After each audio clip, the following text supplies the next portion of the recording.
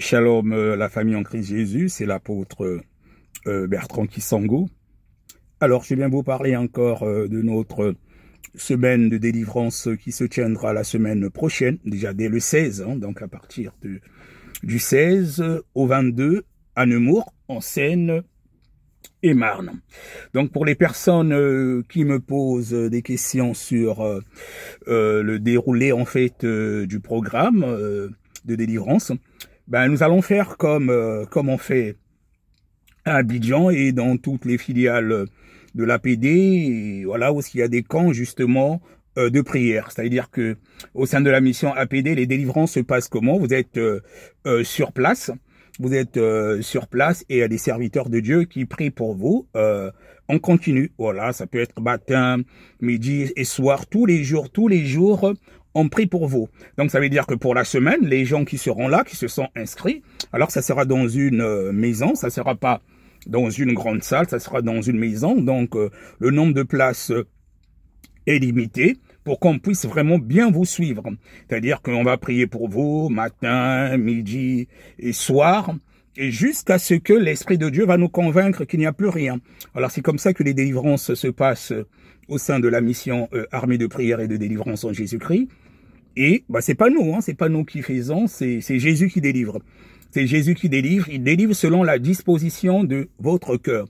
Selon la disposition de votre cœur, même si tu es un sorcier, ne t'en fais pas, tu viens, nous allons prier pour toi. C'est pas nous qui délivrons, c'est Jésus. Il suffit que tu sois toi-même disposé, voilà, et que tu veux vraiment sortir de la sorcellerie ou autre chose.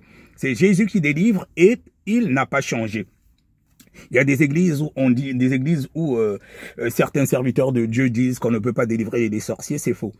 Un sorcier, c'est une personne qui est possédée par des démons, voilà, la sorcellerie, c'est un péché comme un autre.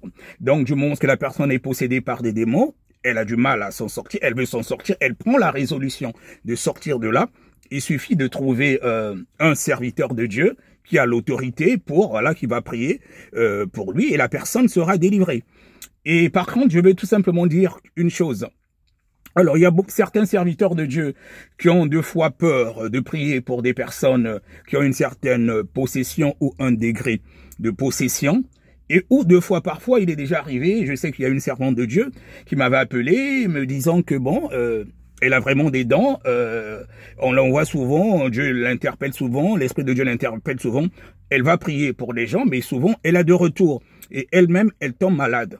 Et moi, j'avais dit à cette servante, c'est pas normal que tu vas prier pour des gens. Tu as des dons, tu vas prier pour des gens et que toi-même, que tu sois malade ou bien que tu sois attaqué. Donc, ça veut dire qu'il y a deux choses. Il y a soit toi-même, tu as encore une possession parce que vous savez que le diable ne peut pas combattre le diable. Parce que si en toi-même, tu as certains esprits qui t'oppressent encore, tu vas prier pour quelqu'un d'autre. À cause du don que Dieu a mis en toi, voilà, tu dis au nom de Jésus, les démons vont partir. Mais ces démons, quand ils vont partir, mais comme toi-même tu as une certaine possession démoniaque, c'est pour cela que vous verrez qu'il y a certains serviteurs ou servantes de Dieu qui vont prier pour les gens. Eux-mêmes, ils sont attaqués et puis ils ont maintenant peur d'aller prier pour d'autres personnes. Et donc, mon frère, ma sœur, si tu es dans ce cas, tu es un serviteur de Dieu, tu vas prier pour des gens et que toi-même, tu te sens attaqué jusqu'à tomber même malade. Il faut pas avoir honte, il faut chercher d'autres serviteurs de Dieu qui vont prier pour toi, il faut que tu passes à la délivrance. Parce qu'il y a des serviteurs et servantes de Dieu qui ont réellement des dons, des véritables dons, mais comme eux-mêmes ils ont une certaine possession encore. Des fois, ça peut être des réclamations de famille depuis des années, depuis des ancêtres et tout, ça peut être des esprits des eaux, ça peut être des esprits de forêt, des génies de forêt, il y a tellement de choses par rapport à la vie passée, bien qu'on vient en Christ, mais si tu n'as pas encore renoncé à un certain nombre de choses, tu reçois bien le Seigneur Jésus-Christ comme ton Seigneur et Sauveur, mais toi-même par rapport à ta vie passée, où il y a encore des portes que tu as peut-être ouvertes à cause du péché, parce que c'est le péché qui met une séparation entre nous et Dieu, mais c'est comme ça que tu es encore possédé. Voilà, si par exemple je prends des serviteurs de Dieu qui sont par exemple des ivrognes, tu es dans la masturbation, tu es dans l'adultère, tu es dans la fornication, l'impudicité, tous ces vices-là, bien que tu es serviteur de Dieu, tu as des dons, mais tant que tu vis encore Dans le péché est devenant une seconde nature, c'est normal que tu vas prier pour quelqu'un et toi-même après tu te sois attaqué. Bien que tu as les dons qui sont là, parce que vous savez que même Judas il a chassé les démons. Voilà, ça veut rien dire. C'est-à-dire que tu peux recevoir une grâce. Mais si en toi-même le diable reconnaît quelque chose, mais il va venir, il va te frapper. Voilà. Mais c'est pour cela qu'il est important de marcher dans la sanctification. De marcher dans la sanctification. Un véritable serviteur de Dieu ou une servante de Dieu ne pêche que par omission. Voilà, le péché ne doit pas être une seconde nature. Et quand tu commences à vivre une vie de sanctification, et quand je parle de la sanctification, c'est la sanctification dans sa totalité. Et vous devez savoir que dans le livre de Psaume 68, je crois le verset 28, le psalmiste dit que ton Dieu ordonne que tu sois puissant. Donc, en tant qu'enfant de Dieu, nous devons être puissants. Mais nous sommes puissants comment? Mais c'est à cause de la sanctification. On essaie de vivre sans péché, de s'éloigner de plus en plus du péché, de vivre vraiment sans péché. Oui, c'est possible de vivre sans péché. C'est possible de vivre sans péché. C'est vrai que nous avons la nature charnelle adamique. Mais dès que tu pêches, voilà, dès que tu pêches par omission, tu te réponds à l'instant. Tu te réponds à l'instant et ton corps sera toujours dans la sanctification parce que nous devons être sanctifiés. Nous devons être saints parce que la sainteté, c'est le premier attribut de Dieu.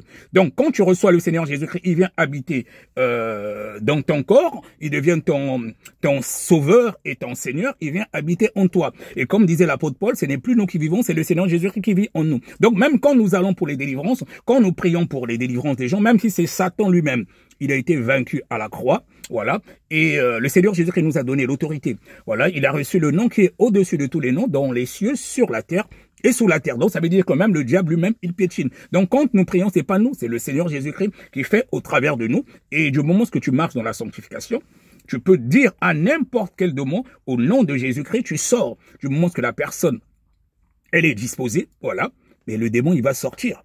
Le démon, il va sortir. C'est tellement simple. Là. Le Seigneur Jésus-Christ est le même hier, aujourd'hui et éternellement. Et déjà, même un véritable serviteur de Dieu, quand il arrive dans un endroit, les démons qui sont là, ils sont obligés de partir. Parce que les ténèbres ne peuvent pas cohabiter avec la lumière. Les ténèbres ne peuvent pas cohabiter avec la lumière. Mais beaucoup d'enfants de Dieu n'expérimentent pas certaines choses de nos jours parce que beaucoup, ils vivent dans le péché. Il faut payer un prix. Beaucoup n'ont pas de vie de prière, ils ne jeûnent pas, voilà, ils vivent dans le péché. Et les délivrances chez nous, au sein de la mission, pour les retraitants, ils sont en jeûne, en jeûne à sec. Ils sont en jeûne à sec. Pourquoi le jeûne à sec? Mais dans la Bible, il dit qu'il y a certains démons qui ne sortent que par des jeûnes et prières. Ça veut dire qu'on peut prier pour vous, mais il faut être en jeûne à sec. Donc, des fois, parfois, ça peut être 1 jour, 2 jours, 3 jours, 4 jours, 5 jours à sec, peu importe. C'est l'Esprit de Dieu qui conduit. Voilà, c'est l'Esprit de Dieu qui conduit. Et pourquoi le jeûne à sec? Il y a des démons qui ne sortent que par des jeûnes et prières. Et donc, il y a certaines forteresses, les petits démons de foi parfois peuvent sortir le premier jour, mais il y a certaines forteresses, nous avons remarqué, depuis c'est vers le 4e jour de jeûne à sec ou le 5e de foi qui se manifeste. Parce que des fois, parfois, il y a certaines alliances de famille depuis des générations. Il faut être en jeûne à sec.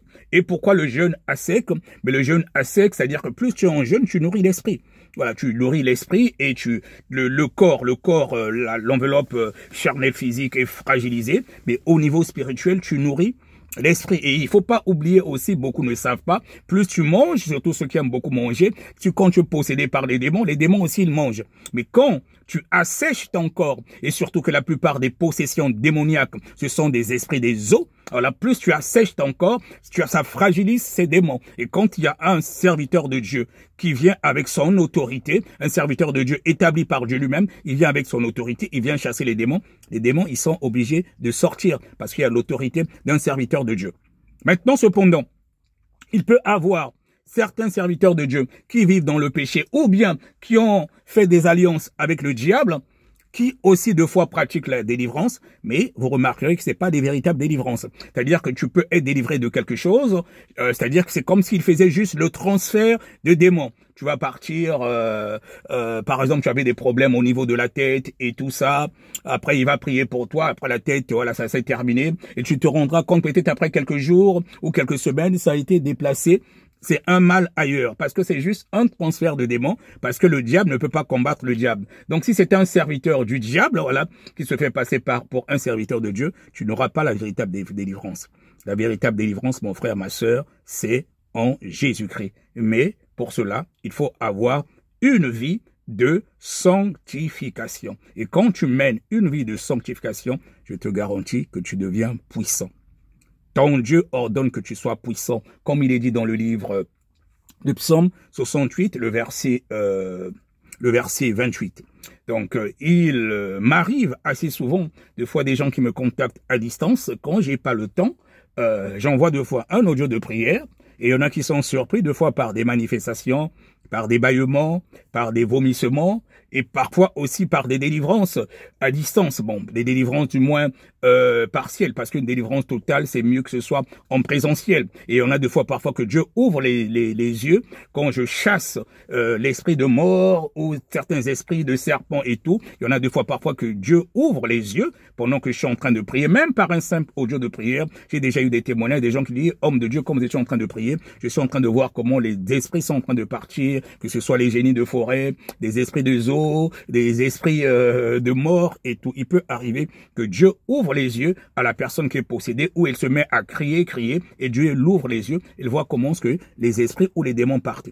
Mais c'est pas moi. C'est-à-dire que quand une personne me contacte, si elle a la foi que le Seigneur Jésus-Christ qui est en moi peut la délivrer, et c'est selon sa foi.